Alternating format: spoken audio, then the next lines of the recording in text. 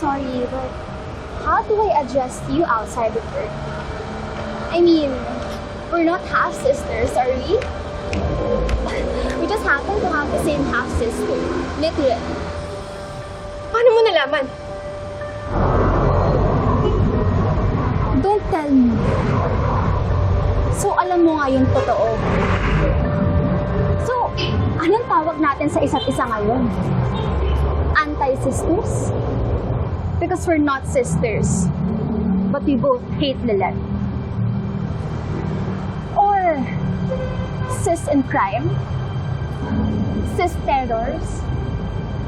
Or sister from another planet na mga sinungaling?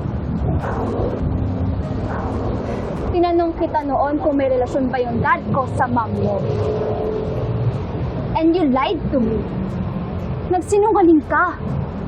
Trixie, I'm sorry, okay? Your mom told me na hindi ka dapat sabihan. So, all this time magkasabot kayo ng mom ko sa secret na to? No wonder kung bakit na-reveal agad. Wala man lang kasi nagsabi sa akin. Pinagmukha niyo akong tanga. And I hate that. Look, we can't do anything about it anymore. Just help me para hindi na magpatuloy whatever crisis that's happening to our family just because of that Lilith.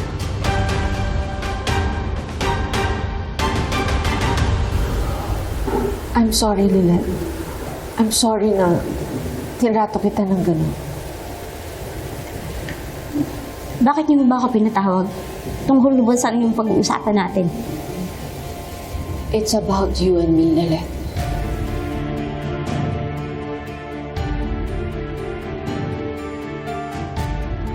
Era, are you going to visit your mom? Yes. Okay, wait, because she's in a meeting right now.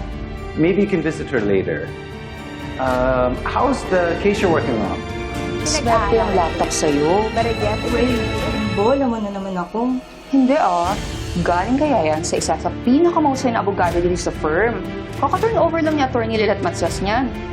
Uy, hindi nga. Talaga ba? Oo, andyan pa nga siya. Magkausap sila sa office ngayon na Atty. Meredith. Andito si Lilith? Sa office ni Mati? Era, wait. Tungkol sa atin? Ano yung tungkol sa atin?